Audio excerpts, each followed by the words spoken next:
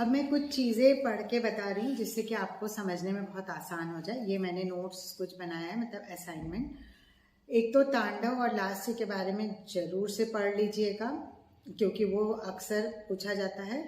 और अभिनय दर्पण में जो श्लोक में कितने प्रकार की हस्त मुद्राएं होती हैं, हस्ताभिनय मुद्राएं तो अभिनय दर्पण में नहीं बोला गया है। नाट्य शास्त्र में और अभिनय दर्पण में हस्ताभिनय के बारे में कुछ पूछा जाता है, उसको आप नोट कर लीजिए। अब ये कुछ चीज़ें इंपॉर्टेंट नोट करिए। अभिनय दर्पण का पहला श्लोक क्या है, जिसे हम नमस्कार क्रिया के नाम से जानते हैं, आंगिकम भुवनम। अब भरतनाट्यम, वैसे तो brief introduction of Indian classical dance, जिसका मैंने एक प्लेलिस्ट पूरा रेडी किया है, उसे आप देख लेंगे तो आपका सब कुछ कवर हो जाएगा। उसके अलावा भी मैं कुछ ऐसी चीज़ें इंपॉर्टेंट लेके आई हूँ जिसे आप नोट कर लीजिए। भरतनाट्यम के बारे में कहा जाता है कि भरतनाट्यम के विकास में तंजौर के राजाओं का काफ़ी महत्वपूर्ण योगदान रहा। ये माना जाता है कि इसमें जो दासी अट्टम कहा जाता था भरतनाट्यम को, क्योंकि ये देवदासियों का नृत्य है और पहले भी वही माना जाता था, उसको आगे लेगेसी को बढ़ाया जा रहा है। तो दासी अट्टम की परंपरा 150 वर्ष पुरानी मानी जाती है। और भरतनाट्यम में जो घराने होते हैं उनको बानी कहा जाता है, जिसमें पंडनलूर, मित्तलूर और मेलत्तूर, जिसको दोनों लैंग्वेज में बोलते हैं, तंजावुर और मैसूर मेन होता है। कभी कभी यहाँ पे कांचीपुरम घराने का भी जिक्र होता है। अब भरतनाट्यम को दासी अट्टम, सादिर अट्टम कहा जाता है। सादिर अट्टम, मराठा साम्राज्य में इसका नाम सादिर अट्टम पड़ा। सादिर अट्टम का मतलब होता है व्यक्त करना या प्रस्तुत करना। कुछ इम्पॉर्टेंट नाम लिख लीजिए जो गुरुओं के नाम हैं, उनका कंट्रीब्यूशन, जिसमें यामिनी कृष्णमूर्ति जी, डॉक्टर पद्मा सुब्रमण्यम, रोशन वजीरदार, पुष्पा बोयन, मीनाक्षी सुंदरम पिल्लई, बाला सरस्वती जी और प्राचीन काल में चिनैया पुनैया शिवानंद वडिवेलु, ये 4 भाई थे। और भरतनाट्यम में इनका जो योगदान रहा वो काफ़ी महत्वपूर्ण रहा। मेरा जो एक वीडियो है जिसके 3 पार्ट हैं, connection between Bharatanatyam and Karnataka music, मैंने कर्नाटक म्यूज़िक मतलब वोकल में डिप्लोमा भी किया है, तो उसमें आपको थ्योरी पोर्शन में पूरी जानकारी मिल जाएगी। अब हम चले आते हैं भरतनाट्यम की प्रस्तुति में मार्गम। जैसा कि आप जानते हैं कि अलरिपु से लेके वर्णम तक का पूरा एक क्रम होता है, व्यवस्थित क्रम। परंतु आज मॉडर्न ज़माने में या काफ़ी समय से एक पुष्पांजलि की प्रथा चली आ रही है। इसके अलावा तोड़े मंगलम भी बहुत प्रचलन में है। तो कार्यक्रम की शुरुआत में पुष्पांजलि होती है और तोड़े मंगलम एक मंगल गान है, एक भगवान के सामने एक प्रेयर है, प्रस्तुत करने का तरीका है, और जिसे वुजुवर शैली का तोड़े मंगलम बहुत फेमस माना जाता है, जिसमें नर्तकी पर्दे के पीछे से नृत्य करते हुए झुकते हुए आती है। मतलब बॉडी हमेशा बेंड रहेगी, क्योंकि आप झुक के इसलिए कर रहे हैं कि आप ईश्वर के सामने प्रेयर कर रहे हैं, तो आपका सिर हमेशा झुका हुआ होना चाहिए।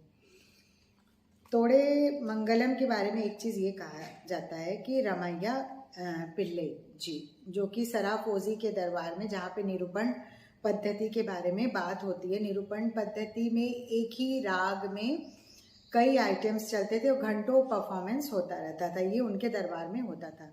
उस समय तोड़े मंगलम उसी समय से सराफोजी के दरबार में इसको संरक्षण प्राप्त हुआ। अब एक इंटरेस्टिंग सी चीज़ आप नोट कर लीजिए। मैसूर शैली में एक नृत्यांगना थी जिनका नाम था जट्टी थयम्मा। इनके बारे में अक्सर पूछा जाता है। ये कथक और भरतनाट्यम दोनों नृत्य शैली में निपुण थी और इनको डॉक्टर सर्वपल्ली राधाकृष्णन ने अभिनय और नृत्य के लिए एक पुरस्कार प्रदान किया। उस पुरस्कार का नाम था नाट्य सरस्वती अवार्ड।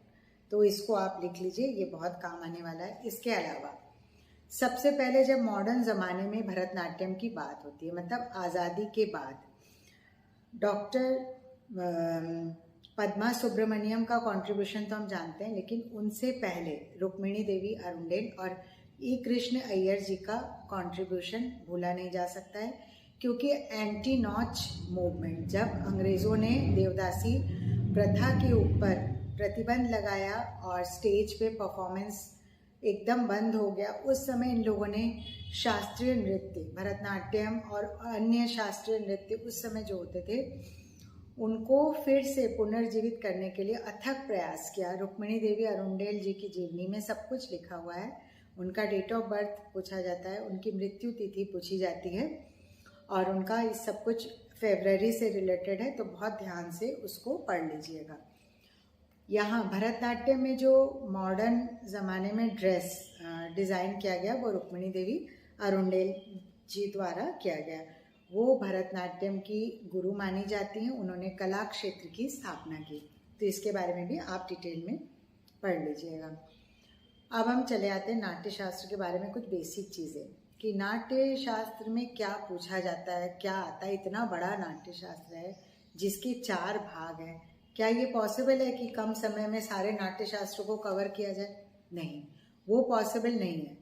नाट्य शास्त्र को पढ़ने में 12 से 16 साल लग जाते हैं जो इस पे स्टडी करते हैं।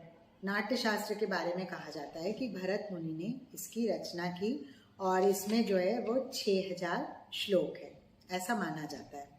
भरत मुनि और उनके 100 पुत्र मतलब उनके खुद के 100 पुत्र नहीं थे, उस समय जो उनके शिष्य थे उनको पुत्रों की तरह माना जाता था। तो जैसे जैसे ये लिखा जाने लगा, आगे भी उनके जो शिष्य थे वो इस क्रम को आगे बढ़ा रहे थे और इसको लिखते चले जा रहे थे। तो आप ये मान के चलिए कि नाट्य शास्त्र में जैसे फर्स्ट चैप्टर में क्या है, नाट्योत्पत्ति की कथा, सेकंड में क्या है, प्रेक्षागृह। फिर जैसे जैसे चैप्टर आगे बढ़ता जाएगा आपको पता चलेगा कि इसमें गीत, नृत्य, संगीत से लेके ऐसा कुछ भी नहीं है जो इसमें अवेलेबल नहीं है।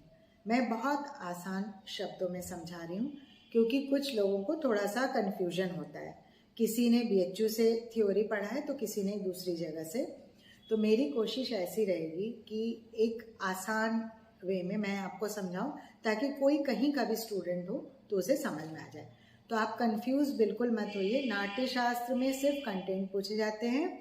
नाट्य शास्त्र 4 वेदों का सार है। इसे 5वां वेद भी कहा जाता है जिसका नाम है नाट्य वेद। इसे आप नोट कर लीजिए, कभी कभी ये भी पूछा जाता है। अब थोड़ी देर पढ़ाई को साइड में रख के एक कन्फ्यूजन जो है उसे हम क्लियर कर देते हैं।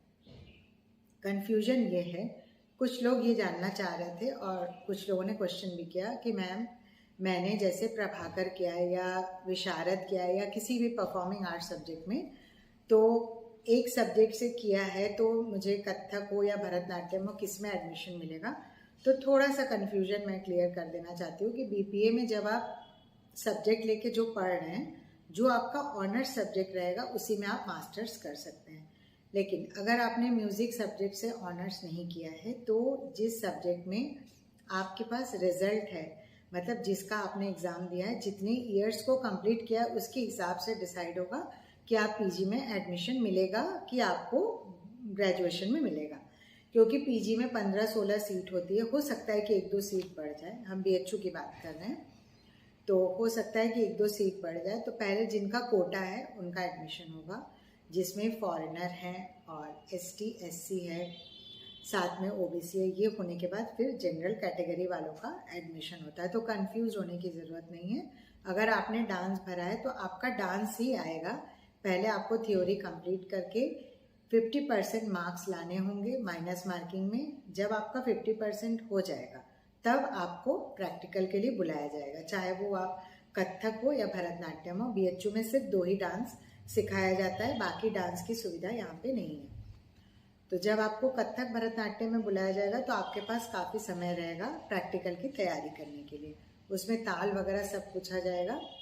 तो आप मेरा ताल श्लोक वाला भी वीडियो देख सकते हैं। वो भरतनाट्यम और कथक दोनों के स्टूडेंट्स के लिए काफ़ी यूज़फुल है।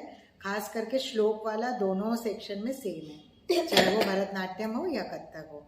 अगर मान लीजिए आप भरतनाट्यम के हैं तो ताल भी आप देख लीजिए। कथक वालों के लिए श्लोक वाला बहुत इंपॉर्टेंट है। अब कुछ क्वेश्चन पढ़ लेते हैं, कैसे कैसे क्वेश्चन पूछे गए ये एग्जाम्पल के लिए। वैसे तो सबके पास मैंने समझती हूँ कि पुराने क्वेश्चन पेपर्स होंगे, तब भी आप देख लीजिए किस टाइप के आते हैं। भरतनाट्यम का मार्गम किसने बनाया? तंजौर भाइयों ने। विप्रलभ और संभोग किसके दो प्रकार है? श्रृंगार रस। रस के बारे में बहुत पूछा जाता है, तो उसको अच्छे से पढ़िएगा। नाट्यशास्त्र के अनुसार कितने असंयुक्त हस्तों की संख्या है? 24। दक्षिण भारत का एक ऐसा मंदिर जिसके पैनल पर करण अंकित किया गया है। करणों की संख्या 108 है और ये चिदम्बरम टेम्पल है जिसमें अंकित किया गया। राजपुताना के रागमाला चित्र में किस नृत्य शैली से साम्य रखते हैं, मतलब इनमें समानता है, तो आप इसमें राजस्थानी जो डांस है, फोक डांसेस, उनके बारे में कहा गया है। संगीत रत्नाकर के लेखक कौन है? शारंग देव है। शारदा तनय की पुस्तक का क्या नाम है? भाव प्रकाशन। इसमें 4 ऑप्शंस दिए हुए थे, मैं टाइम बचाने के लिए इसको शॉर्ट करके बता रही हूँ। उसमें से जो राइट ऑप्शन है उसे मैं आपको शेयर कर रही हूँ। दूसरी एक बात यह है कि जब भी आप वीडियो देख रहे हैं, अभी आपके एग्जाम में काफ़ी समय है, कोशिश ये करिए कि जो क्वेश्चन आपको नहीं आ रहा है उसे कमेंट सेक्शन में पूछिए। आप जैसे जैसे आप क्वेश्चन पूछेंगे, बाकी लोग भी क्वेश्चन पूछना शुरू करेंगे, तो उससे क्या होगा कि आपके पेपर की कम समय में पूरी तैयारी हो जाएगी। सारे यूनिट्स आप रेडी मत करिए, आप कोशिश ये करिए कि कम से कम 6-7 यूनिट आपका बहुत अच्छे से रेडी हो जाए। पूर्व रंग का उल्लेख नाट्यशास्त्र के किस चैप्टर में है? तो 5th चैप्टर। अब हम कथक वाले क्वेश्चन पे आ जाते हैं। कथक से रिलेटेड एक क्वेश्चन पूछा गया था, उसमें लिखा हुआ था जयपुर, लखनऊ, बनारस 3 किस शैली के घराने हैं? तो इसमें 4 शास्त्रीय नृत्यों के नाम दिए हुए थे, उसमें कथक नृत्य सही है। कुचिपुड़ी का संबंध किस राज्य से है? आंध्र प्रदेश। मैं बहुत धीरे धीरे पढ़ रही हूँ जिससे कि आसानी से आपको समझ में आए। संगीत मकरंद के लेखक कौन है? नारद जी हैं। अब मंडल भेद से रिलेटेड क्वेश्चन पूछे जाते हैं, तो इसका कॉन्सेप्ट मैं क्लियर कर देती हूँ कि नाट्यशास्त्र में मंडलों की संख्या 20 बताई गई है, जिसमें 10 आकाशचारी मंडल और 10 भूमिचारी।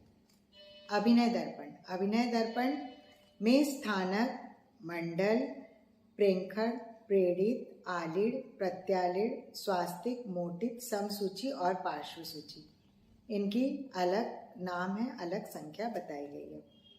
इसके अलावा कुछ इंपॉर्टेंट चीज़ और नोट करिए।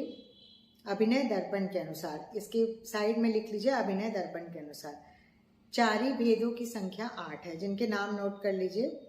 चलन, चक्रमण, सरण, बेगिनी, कुंठन, लोलित, विषम, संचर, ये सारे इंपॉर्टेंट नाम हैं। अब भरतनाट्यम में हम एक चीज़ और जो अक्सर पूछा जाता है, शुद्ध नृत्य जो अलारिपू वगैरह है और जतिस्वरम है, उसके बाद आ जाता है अडवों को जोड़ के कोरवे बनता है। कोरवे का एंड तिरमानम से होता है। तिरमानम मतलब तिहाई, जो भरतनाट्यम के स्टूडेंट्स हैं उनको पता है। तांडव के प्रकार पूछे जाते हैं।